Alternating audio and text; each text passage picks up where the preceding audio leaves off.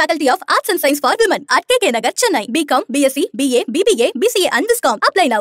குழந்தைகள் உருவாக்கிக்கணும், குழந்தைகள் பெற்றுணும் அப்படிங்கிற எண்ணமே இல்ல ஃபர்ஸ்ட்.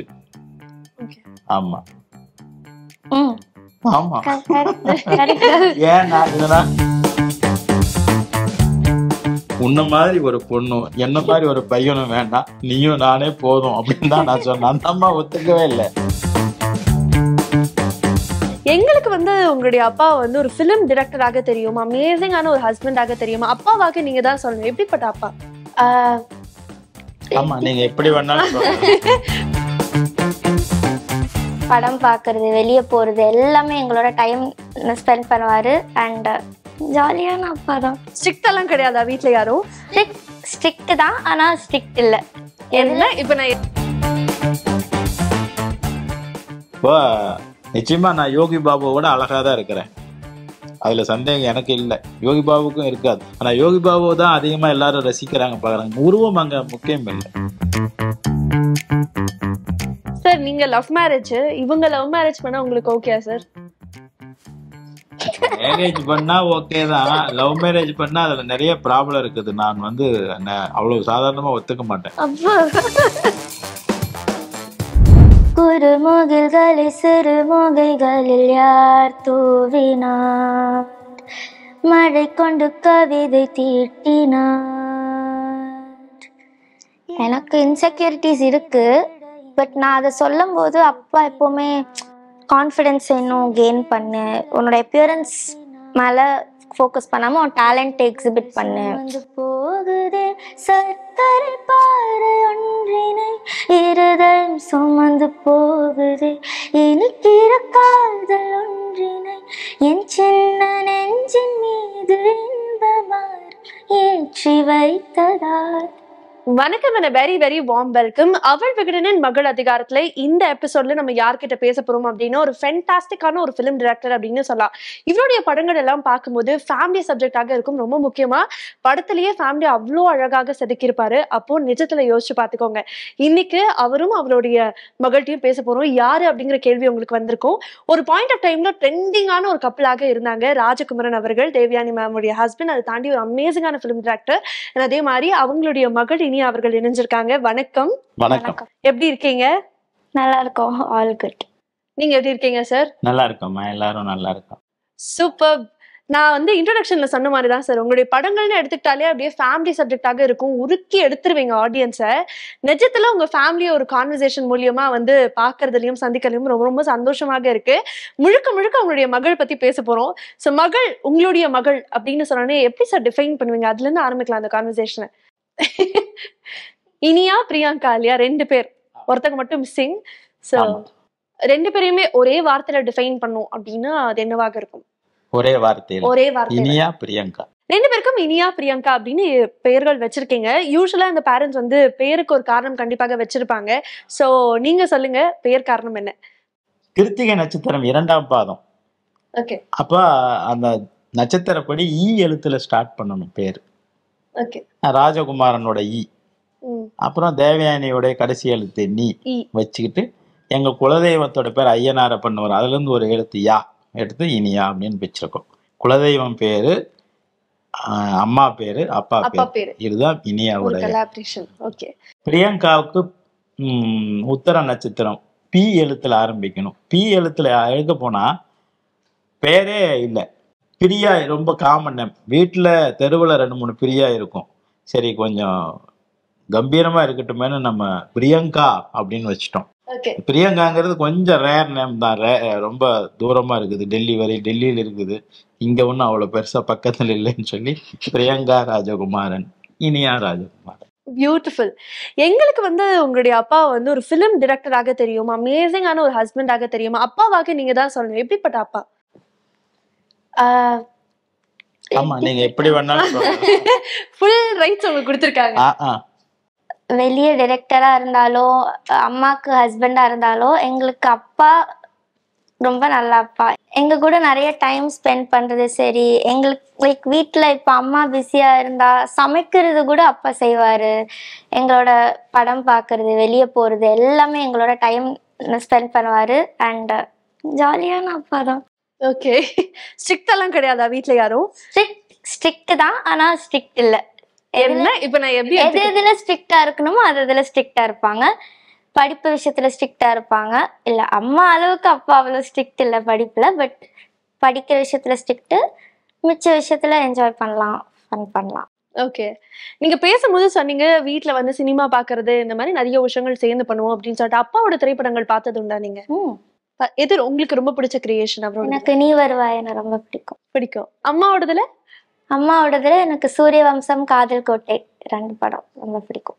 Beautiful sir. உங்களோடது வந்து ஒரு ஃபேமஸான ஒரு லவ் ஸ்டோரி அப்படின்னே சொல்லலாம் சார். இப்போ வரைக்கும் வந்து அந்த ஹேஷ்டாக் எடுத்துக்கிட்டா எல்லாருமே வந்து ஒன் பாயிண்ட் ஆஃப் டைம்ல இவங்கள மாதிரி ஒரு கப்பலாக இருக்கணும் அப்படின்னு ஆசைப்பட்ட ஒரு கப்பல் அண்ட் ஒரு அழகான ஒரு லவ் ஸ்டோரியும் கூட. ஸோ உங்களுடைய லவ் ஸ்டோரி உங்களுடைய மகள்களுக்கு தெரியுமா? உலகத்திலேயே உண்மையிலேயே தெரிஞ்சுக்க வேண்டிய விஷயம், தன்னுடைய தாய் தந்தையர்கள் எப்படி இருந்தாங்க, எப்படி ஸ்டார்ட் பண்ணாங்க, எங்க இருக்கிறாங்க, அவங்களுடைய இன்ச் பை இன்ச்சை ஒரு குழந்தை தெரிஞ்சுக்கிட்டா அதுக்கு மேல தெரிஞ்சுக்கிறதுக்கு உலகத்துல எதுவுமே இல்லை. ஆனா எந்த குழந்தைங்களும் அதை தெரிஞ்சுக்க மாட்டாங்க. டீச்சர்ஸ் சொல்றத முழுசா தெரிஞ்சுக்க முயற்சி பண்ணுவாங்க, அப்பா அம்மா சொல்றத முழுசா தெரிஞ்சுக்கவே கூடாதுன்னு முயற்சி பண்ணுவாங்க. இதுதான் விஷயம். சார் அப்ப நான் இந்த கேள்வி கேட்டா கரெக்டாக இருக்கும்னு நினைக்கிறேன். நீலவானம் சாங்ல ஒரு லைன் வரும் சார், என்னை போல ஒரு பெண் குழந்தையும் உன்னை போல ஒரு ஆண் குழந்தையும் அப்படின்னு சொல்லிட்டு. உங்களுடைய லவ் ஸ்டோரி எல்லாருக்குமே தெரியும். நீங்க லவ் பண்ணிட்டு இருந்த காலகட்டத்துல கிட்ஸை பத்தி பேசினதுனா இந்த மாதிரி ஆசைகள் உங்களுக்கு இருந்தது? அவங்களுக்கும் சரி மேமுக்கும் சரி. இப்போ விண்ணுக்கும் மண்ணுக்கும்னு ஒரு படம் என்கிட்ட இருக்குது. அதுல வந்து எல்லாரும் டைட்டில போடுவோம், இந்த கதையில் வரும் சம்பவங்கள் எதுவும் உண்மை அல்ல, அது ஒரு பொறுப்பு துறப்புன்னு நீ இப்ப புதுசா நான் அந்த படத்துல ஸ்டார்டிங்ல போட்டிருப்பேன், இந்த படத்தில் வரும் சம்பவங்கள் எதுவும் உண்மை அல்ல, பொய்யும் அல்ல அப்படின்னு. அது அந்த மாதிரியான ஒரு ஸ்டோரி பிரசன்டேஷன் இருக்கும். அதுல உண்மையா பொய்யா எது அப்படின்னு கண்டுக்க முடியாதபடியே போகும் அந்த படத்தோட பிரசன்டேஷன். அது மாதிரி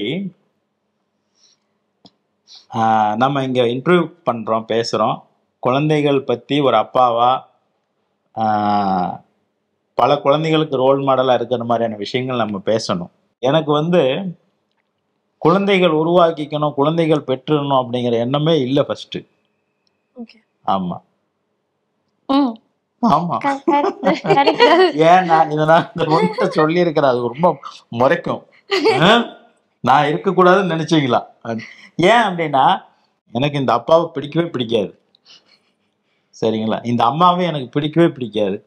ஏன்னா இந்த மோசமான உலகத்துல என்ன ஒரு தைரியத்துல என்ன கொண்டு வந்தீங்க, நான் எப்படி போராடுவேன், எப்படி கஷ்டப்படுவேன்னு உங்களுக்கு கொஞ்சம் கூட ஒரு ஃபீலிங்ஸ் இல்லையா? உண்மைதானே நான் சொல்றேன். இந்த இப்போ சாதாரணமா அது கிராமமோ வில்லேஜோ அங்க வாழ்றது எவ்வளவு பெரிய போராட்டமா இருக்குது. இதுல நம்ம ஒரு குழந்தைய கொண்டு வந்து அவனையும் போராட வைக்கணும்னு நினைச்சா இந்த 2 பேரும் எனக்கு பிடிக்கவே பிடிக்கல. இப்படி ஒரு பதில் நான் எதிர்பார்க்கல, என்ன ரியாக்ட் பண்றதுன்னு தெரியல. அதுதான் நிஜம். அதனால இன்னொரு குழந்தைங்க வந்து கஷ்டப்பட்டுடக்கூடாதுங்கிறதுக்காக நான் தேவனிட்டு சொன்னேன், நமக்கு எதுக்கு குழந்தை, நாம 2 பேருமே குழந்தை, உன்ன மாதிரி ஒரு பொண்ணும், நீங்க கேட்ட கேள்விக்கு வந்துட்டேன், உன்ன மாதிரி ஒரு பொண்ணும் என்ன மாதிரி ஒரு பையனும் வேண்டாம், நீயும் நானே போதும் அப்படின்னு தான் நான் சொன்னேன். அந்த அம்மா ஒத்துக்கவே இல்லை. கடைசியில 1க்கு 2 அதுவும் விகடனுடைய கோலங்கள்லயே 2 புள்ளிகள் வச்சு பெரிய பெரிய கோலம் போட்டு இப்ப வந்து அந்த கோலங்களோட உட்காந்து இன்டர்வியூ கொடுத்துட்டு இருக்கோம். On a very serious note sir, நம்ம குழந்தைகள் வேணாம் அப்படின்னு நீங்க முடிவு எடுத்தீங்க, ஆனா குழந்தைகள் வந்துருச்சு. ஸோ அந்த டெலிவரி டைம் அப்படிங்கிற ஒரு விஷயம் இருக்குல்ல, ஃபார் ஆல் த ஹஸ்பண்ட்ஸ் அந்த டைம்ல ஒரு மாற்றம் இருக்கும். அது வந்து கேரக்டராக இருக்கலாம், இல்ல நம்ம யோசிக்கிற விஷயங்களாக இருக்கலாம், சுத்தி இருக்கக்கூடிய விஷயங்களா இருக்கலாம். ஏதோ ஒரு மாற்றம் நமக்குள்ள இன்டெப்த்தாக நம்மளால ஃபீல் பண்ண முடியும். அந்த டெலிவரி டைம் உங்களுக்கு எப்படி அமைஞ்சது? நீங்க அவங்க கூட இருந்தீங்களா? ஆமாமா, அந்த டெலிவரி டைம் எங்களால மறக்க முடியாது, யாராலையும் மறக்க முடியாது. அதாவது இந்த குழந்தை வந்து இனியா, இந்த அம்மா வந்து குழந்தை வேணும்னு சொல்லி ஸ்ரீரங்கம் கோயில் இருக்குது பாருங்க, ரங்கநாதர் கோயில், அதுக்கு சாமியா வேண்டி வேண்டி சரின்னு சொல்லி குழந்தை ரெடி ஆயிடுச்சு. பிறக்கிறது குழந்தைக்கு வந்து எப்படி பார்த்தாலும் பிப்ரவரியில எண்ட்ல தான் ஒரு டேட்டு பிறக்கிறது, சரிங்களா? பிப்ரவரிக்கு அப்புறம் மார்ச் பிகினிங்ல அந்த மாதிரி தான் டேட்டு. இந்த குழந்தை நடுராத்திரி 11 மணிக்கு பிரச்சனை பண்ணி வயிற்றுல, உடனே நாங்கள் ஹாஸ்பிட்டல் போய் கரெக்டாக 12:05க்கு மிட் நைட் 12:05 நீங்க யோசிச்சு பாருங்க எப்படி நம்ம மறக்க. அன்னைக்கு வைகுண்ட ஏகாதசி, சொர்க்கவாசல் திறக்கிறாங்க 12:05. அந்த நேரத்துக்கு பிறந்துருச்சு. ரங்கநாதரை கும்பிட்டு பெற்றதுனால அப்படி பிறந்துருச்சு. ஆக வைகுண்ட ஏகாதசி அன்னைக்கு ராத்திரி 12:05, 12க்கு கூட இல்ல, கிருஷ்ணன் கூட 12 மணிக்கு நேரடியா பிறந்துட்டாரு. இது 5 வினாடி தள்ளி 12:05க்கு பிறந்துருச்சு. அப்படி அதனால நம்ம ஹாஸ்பிட்டல்ல சிசேரியன் பண்ணி 48 days முன்னாடி, ப்ரீமெச்சூர் பேபி 48 days முன்னாடி பிறந்துருச்சு. ஓ, நான் ஒரு மண்டலம் முன்னாடியே நமக்கு பிரச்சனை பண்ணி போகுது. அதனால நம்ம இந்த குழந்தைய டெலிவரி டைம் மறக்கவே முடியாது. நான் கூட இந்த டெலிவரி டைம் கேட்கும் போது சில அப்பா அம்மார்கள்லாம் எமோஷனல் ஆயிடுவாங்க. அப்படியே குழந்தைய வாங்கின தருணம் இப்பெல்லாம் சொல்லுவாங்கன்னு நினைச்சேன் சார். அங்க ஒரு தருணம் இருந்தது. ஹாஸ்பிட்டல்ல இருந்தோம். நம்ம நெய்பர் பக்கத்து வீட்டுக்காரர் ஒரு ஒய்ஃபும் ஹஸ்பண்டும் வந்துட்டாங்க கூட. 2 பேர் 3 பேர். எங்களுக்கு நாங்கள் சின்ன ஆளுங்க தானே, ரொம்ப நாங்களே கிட்டத்தட்ட குழந்தைகள் மாதிரி தான் இருந்தோம். எங்களுக்கு கொஞ்சம் சப்போர்ட்டிங் எதுவும் தெரியாது. அதனால அவங்க வந்துட்டாங்க, ஒரு ஹஸ்பண்ட் ஒய்ஃபு கூட இருந்தாங்க. இந்த மாதிரி உட்காந்துருந்தோம். அந்த அம்மா டெலிவரி ரூமுக்கு எடுத்துகிட்டு போயிருந்தாங்க. ஏதோ ஒரு சத்தங்க, ஏதோ ஒரு குழந்தை அழுகுது சார் எங்கேயோ அப்படின்னு சொன்னேன். அது உங்க குழந்தை தான் சார். ஏன்னா அவங்க எக்ஸ்பீரியன்ஸ், அவங்களுக்கு தெரியும். அந்த நேரத்துக்கு வேற எந்த குழந்தை அழப்போகுது ஆஸ்பத்திரியில, எனக்கு தெரியவே இல்லை. எங்கேயோ ஒரு குழந்தை அழுவல் மாதிரி சத்தம் கேட்குது சார் அப்படின்னா அது உங்க குழந்தை தான் சார், உள்ளதான் அழுகுது. நீங்க ஏதாவது ஒரு மொமெண்ட்ல ஃபீல் பண்ணிருப்பீங்க, நான் ஒரு பெஸ்ட் ஃபாதராக ஃபீல் பண்றப்ப இந்த மாதிரி விஷயங்கள்லாம் என் பொண்ணுக்கு நான் கரெக்டா பண்ணிருக்கேன் அப்படிங்கிற மாதிரி உணர்ந்த தருணம் பாருங்க. அவங்க கூட கியூரியஸா இருக்காங்க என்னவாக இருக்கும் அப்படின்னு. But somewhere are the others கண்டிப்பாக உங்களுக்கு தோணி இருக்கும். அது இல்ல நீங்க ரெக்ரெட்டே பண்ண முடியாது. நான்லாம் அந்த மாதிரி ஃபீலும் பண்ணல. நான் பெஸ்ட் ஃபாதரா இருக்கவும் விரும்பல. ஆமா, ஏன்னா எனக்கு ஒன்னும் ஃபாதராகவே இருக்க விருப்பப்படல. நீங்க போயிட்டு என்ன பெஸ்ட் ஃபாதரா இருக்க சொல்லு. நான் என் வேலைகளை கரெக்டா செய்யறேன். நான் ஆமா சரிங்களா, நான் எனக்கு என்ன வேணுமோ அதை நான் சரியா செய்யறேன், 100% செய்யறேன். மற்றபடி பெஸ்ட் ஃபாதரா இருக்கிறதுக்காகலாம் நான் எந்த பிரயத்தனம் பண்ணல. நான் ஒருவேளை நான் பண்றது எல்லாமே அப்படிதான் இருக்குமோ என்னவோ, என் வேலையை நான் கரெக்டா செய்யறேன். இந்த விஷயங்கள்ல என் மகள் என்ன மாதிரியே, இந்த விஷயங்கள்ல என் மகள் அம்மாவை போலவே அப்படின்னு இனியா அவர்களுக்கும் பிரியங்கா அவர்களுக்கும் தனித்து நீங்க சொல்லணும். ஜோக்ஸ புரிஞ்சுக்கிறதுல என் மகள் என்ன மாதிரியே, அந்த உடனே புரிஞ்சுக்கிறா, உடனே சிரிச்சுக்கிறா. அப்ப ஃபர்ஸ்ட் இனியா சார்ஜ் எடுத்துப்போம். உங்களை மாதிரி இருக்கக்கூடிய குவாலிட்டிஸ் சொல்லுங்க, நான் ஃபீல் பண்ணிக்கிறேன். இனியாக்கா ஆமா, புத்திசாலியா இருக்கிறா, புரிஞ்சுக்கிறா, கிரியேஷன் பண்றா, படங்கள் புரியுது, லைஃப்பை டாக்டிக்ஸலாக எடுத்துகிட்டு போகிறா, அவளை தன்னைத்தானே டிசைன் பண்ணிக்கிறா, ஒரு நிகழ்ச்சிகளை எதிர்கொள்கிறா, எதுலேருந்தும் பின்வாங்கிறது கிடையாது, எதாக இருந்தாலும் பார்ட்டிசிபேட் பண்ணுறா, என்ன சொல்லி கொடுத்தாலும் கற்றுக்கிறா, பயங்கரமாக எல்லாமே பண்ணிட்டு இருக்கிறா. அதனால அவள் எல்லாமே இந்த மாதிரி ஸ்போர்ட்டிவாக இருக்கிறா. சார் பார்த்து சார் ஃபுல் குவாலிட்டிஸ் உங்க சைடு வந்துருச்சு. அப்போ அம்மாவை போலன்னா என்னென்ன குவாலிட்டி சொல்லுவீங்க? அம்மாவை போலவா? தேவயானி மாதிரி இனியா கட்டியா? ஓ அப்படியே சொல்லணுமா? எதுவுமே இல்ல. என்ன சார் வெளிப்படையா சொல்லிட்டீங்க? வீடியோ அவங்களுக்கும் போகும் சார்.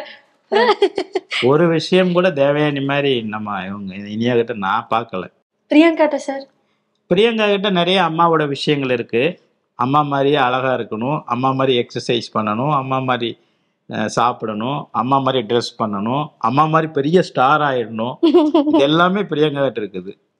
எல்லாமே ஆல்மோஸ்ட் எல்லாமே பிரியங்காவுடைய ஸ்டைல் விஷயங்கள் எல்லாமே அம்மா கூட. போட்டோவுக்கு நம்ம இருக்கிறோம், பிரியங்கா இல்லை. அது அந்த அம்மாவோட ஸ்டைல். அம்மாவை தானே நம்ம பிடிக்க முடியாது சீக்கிரம். அவங்க டேட்ஸ் வாங்கணும், போட்டோ எடுக்கணும்னா அவ்வளோ பிரச்சனை அதெல்லாம் இருக்கு.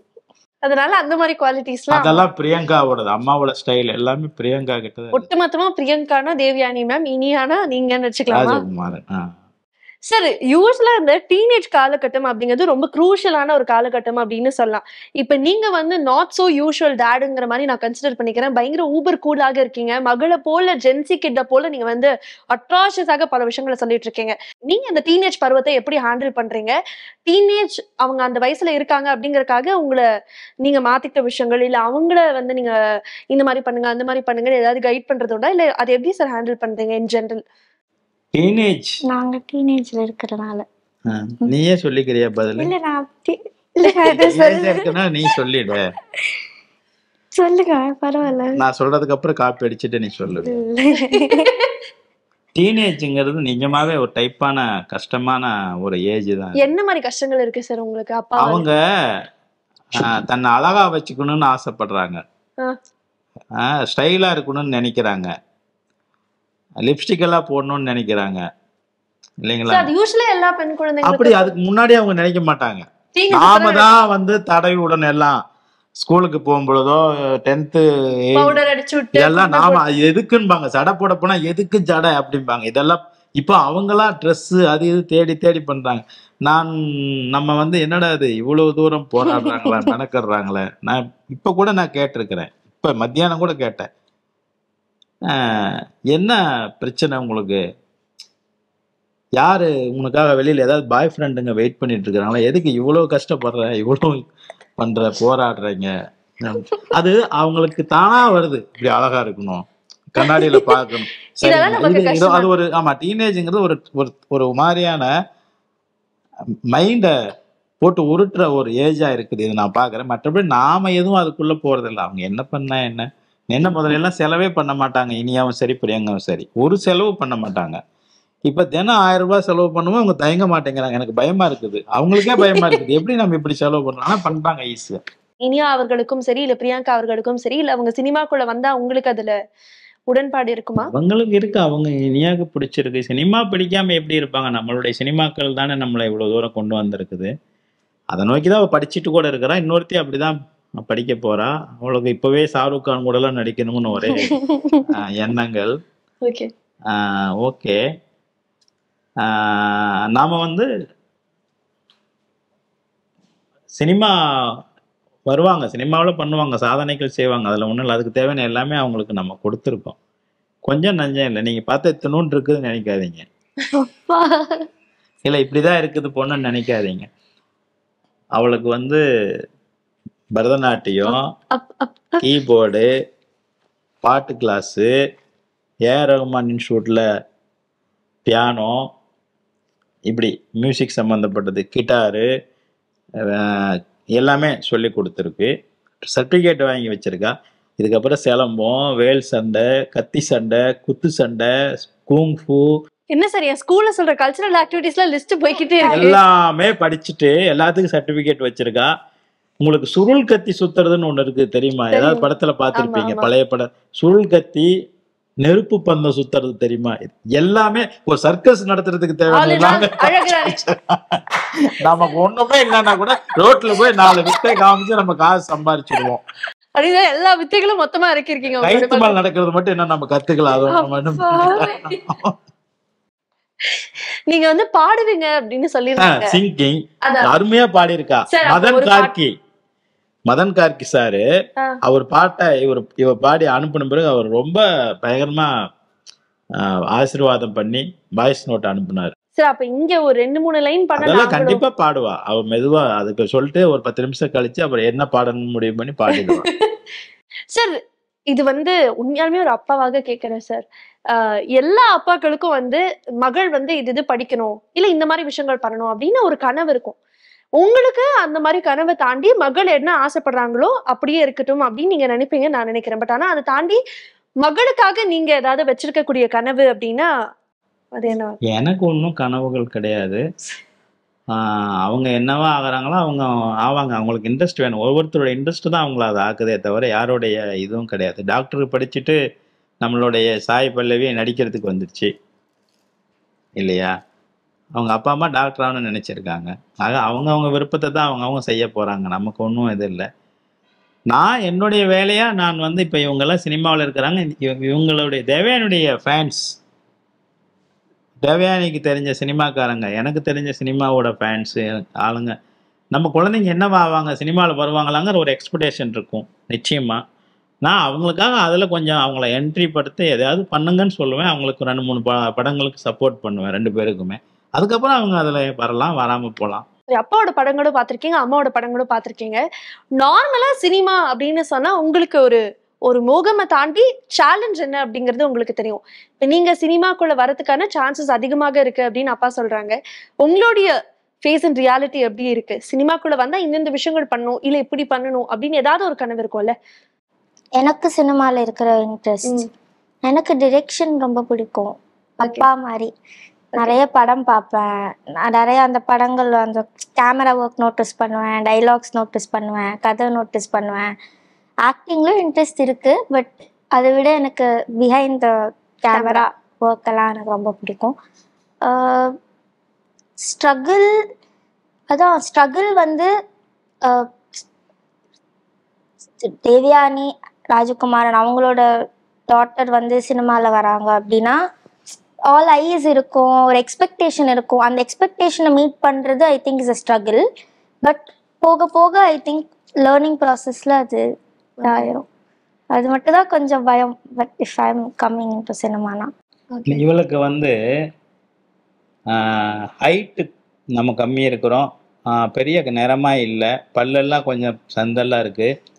அதனால் நம்ம வந்து கேமரா பேக்கில் ஒர்க் பண்ணுவோன்ட்டு இவளுடைய மைண்டுக்குள்ளே அப்படி ஒரு விஷயம் இருக்குது. ஆனால் உண்மை என்னென்னா இந்த பொண்ணு வந்து ஸ்க்ரீனில் வந்தான்னா ரொம்ப பயங்கரமாக இருக்கும், ரொம்ப பிரமாதமாக இருக்கும். எக்ஸ்பிரஷன்ஸ் உள்பட பெரிய அட்ராக்ஷன் இருக்கும் இவன் மேலே. அது அவளுக்கு தெரியல. இப்போ ரேவதியெல்லாம் பார்த்தீங்கன்னா அவங்க பெரிய ஆர்டிஸ்ட். ரேவதி மேடம் என்ட்ரியில் பாருங்கள் இப்படி தான் இருக்கும், ரொம்ப குட்டியாக ரொம்ப சின்னதாக இருக்கும். பெரிய பெரிய ஹீரோயின்ஸு ரொம்ப குட்டியாக சின்னதாக இருந்திருக்காங்க. அங்கே பர்ஃபார்மன்ஸ் தான் பேசுமே தவிர ஆளோ உருவமோ இல்லைங்கிறது ரொம்ப நிதர்சனமான உண்மை. அதை வந்து குழந்தைங்களா இருக்கிறதுனால என்ன ஃபேராக இருந்தால் தான் அப்படிங்கிறது ஒரு மைண்ட் செட்டு தான். அப்படி ஒன்றும் கிடையாது. எவ்வளவோ அழகான பேர் ரோட்டில் இருக்காங்க, அவங்களாம் நடிக்கலை. சரிதா மேடம் எல்லாம் இன்ட்ரொடக்ஷன் ஆகும்போது பார்த்தீங்கன்னா அவ்வளோ கருப்பு, அவ்வளோ ஷார்ட் கூட, குள்ளம் கூட. ஆனால் எவ்வளோ படங்கள், எத்தனை மொழி படங்களில் வெறும் கண்களை மட்டுமே வச்சுட்டு அவங்க எக்ஸ்பிரஷன் கொடுத்து அதெல்லாம் இருக்குது. அவங்களுக்கு தெரியல. இப்போ நிச்சயமாக நான் யோகி பாபுவோட அழகாக தான் இருக்கிறேன், அதில் சந்தேகம் எனக்கு இல்லை. யோகி பாபுக்கும் இருக்காது. ஆனால் யோகி பாபு தான் அதிகமாக எல்லாரும் ரசிக்கிறாங்க, பார்க்குறாங்க. உருவம் அங்கே முக்கியம் இல்லை. நம்மளுடைய திறமையும் நம்ம என்ன எக்ஸ்பிரஸ் பண்ணணும். என்ன விட நிச்சயமா யோகி பாபு திறமையானவர் நடிக்கிறதுல, அதுல சந்தேகம் இல்லை. சார், நீங்க பேசும்போது ஒரு விஷயம் சொல்லியிருந்தீங்க, அவங்களுடைய அப்பியரன்ஸ் மேல ஒரு சின்ன இன்செக்யூரிட்டி இருக்கு. உங்களுடைய படங்கள்ல நீங்க சித்தரிக்கக்கூடிய கதாபாத்திரங்கள்ல ஆரம்பிச்சு ஆக்டர்ஸ் வரைக்கும் நிறைய டிஃபரன்ஸை வந்து கிரியேட் பண்ணிருக்கீங்க. ஸோ வீட்டுல வந்து அப்பா கிட்ட நீங்க இதை டிஸ்கஸ் பண்றது உண்டா? அவர் உங்கள்கிட்ட இதை பத்தி பேசி மோட்டிவேட் பண்ண அந்த மாதிரி ஏதாவது தருணங்கள் இருக்கா? எனக்கு இன்செக்யூரிட்டிஸ் இருக்கு. பட் நான் அதை சொல்லும் போது அப்பா எப்போவுமே இப்போ சொன்ன மாதிரி ரேவதி மேம் எக்ஸாம்பிளாவோ இல்லை சரிதா மேம் எக்ஸாம்பிளாவோ சொல்லி, நீ வந்து லைக் கான்ஃபிடென்ஸ் இன்னும் கெயின் பண்ணு, உன்னோட அப்பியரன்ஸ் மேலே ஃபோக்கஸ் பண்ணாமல் உன் டேலண்ட்டை எக்ஸிபிட் பண்ணு. ஸோ அப்படி என்னை நிறைய மோட்டிவேட் பண்ணி என்கரேஜ் பண்ணுவார். ஓகே சார், வீட்டில் வந்து நார்மலாக அந்த சிப்ளிங்ஸ் இருந்தாலே சண்டைகள் அப்படிங்கிறது அதிகமாக இருக்கும். உங்களுக்கு வேற 2 டாட்டர்ஸ், 2 பேருக்கும் வரக்கூடிய சண்டைகள். இதுல வந்து நீங்க வந்து அவளுக்கு சப்போர்ட் பண்றீங்க, அம்மா வந்து இவங்களுக்கு சப்போர்ட் பண்றாங்க, இந்த மாதிரியே நிறைய சண்டைகள் வரும். ஏன்னா என் வீட்லயும் சிஸ்டர் இருக்காங்க. எப்படி சார் நடக்கும் இந்த வீட்டுல சண்டை? என் வீட்டை பொறுத்த வரைக்கும் தேவயானி ஒரு அம்மா, இனியா பிரியங்கா 2 பொண்ணு, 3 பொண்ணுங்க மொத்தம். வீட்டுல ஒரு நாய் இருக்குதா நீ, அதுவும் பொண்ணு. 4 வீட்டை சுத்தம் பண்ண ஒரு வேலைக்கார அம்மா வராங்க, அதுவும் பேர் கற்பகம், அதுவும் பொண்ணு. கோலம் போட ஒரு அம்மா வராங்க, அது பேர் ஒண்ணு, அதுவும் பொண்ணு. இந்த வீட்டுல ஒரு ஃபுல்லா பொண்ணுங்க தான் இருக்காங்க, எல்லாமே ஒரே ஆண் அப்படின்னு. நீங்க தான் மாட்டிருக்கீங்க அப்போ. இல்ல, அவ்வளவு பேர் வச்சுட்டு இங்க வந்து நான் முதல்லயே சொல்லிட்டேன், இந்த சம்பவங்கள் எதுவும் உண்மை அல்ல, பொய்யும் அல்ல. இங்க வந்து சண்டைங்கிறது தினசரி ஒரு 8 ஒரு படத்துக்கு 6 சண்டை 5 சண்டைகள் எல்லாம் இருந்தா நாங்க உடனே படத்துக்கு போயிடும். 6 சண்டை இருக்குதாம்டா, 5 சண்டை. இந்த வீட்டுக்குள்ள வந்து தினமும் மணிக்கு ஒரு சண்டை இருக்கும், நடந்துகிட்டே இருக்கும். நான் அதுக்குள்ள போறதும் இல்லை வரதும் இல்லை, ஏன்னா நான் நிறைய சண்டை படம் பார்த்துட்டேன்.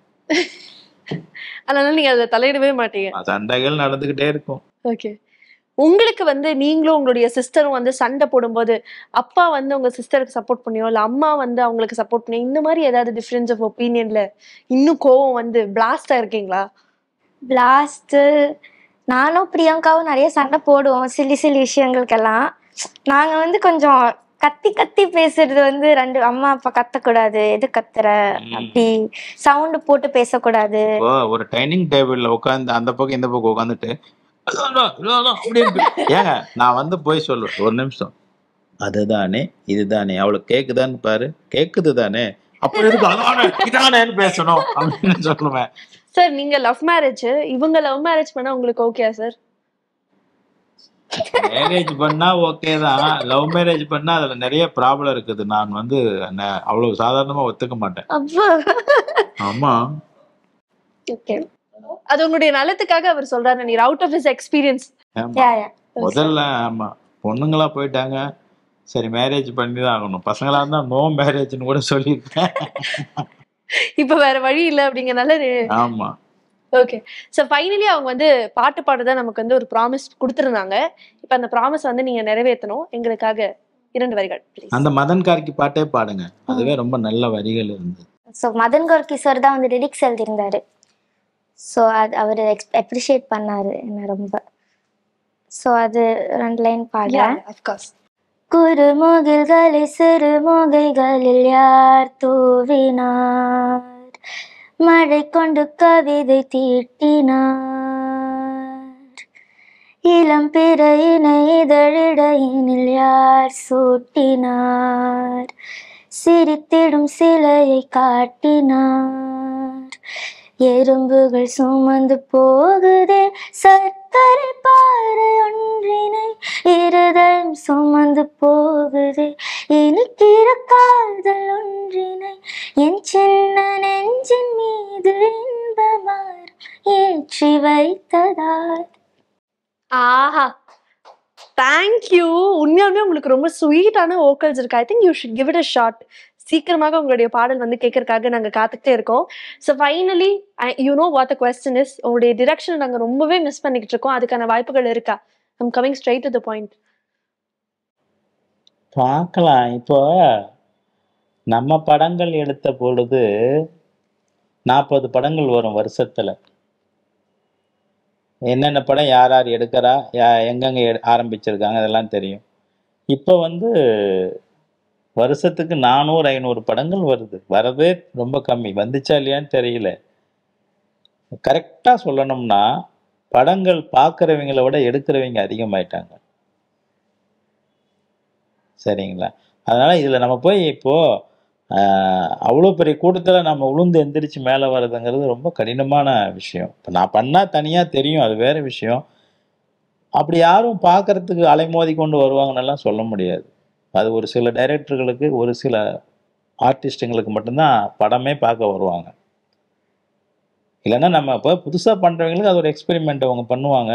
நம்ம ஒரு படம் பண்ணுறோம்ட்டு ஒரு விசிட்டிங் கார்டு மாதிரி. நமக்கு விசிட்டிங் கார்டே நான் இது வரைக்கும் போட்டதில்லை. ஏன்னா படங்களே நமக்கு விசிட்டிங் கார்டு ஆகிடுச்சு, நம்ம பெருசாக தெரிஞ்சிருக்கிறோம். அதனால் இது எடுத்து பார்த்து நம்ம ஒரு ஆர்வத்தில் இதெல்லாம் ஒன்றும் இல்லை. அந்த விஷயம், அந்த பிஸ்னஸ், அந்த ரீச்சிங் கரெக்டாக இருக்கிற பட்சத்தில் நம்ம அதை பண்ணணும். இல்லைன்னா சும்மா எதுக்கு பண்ணணும்?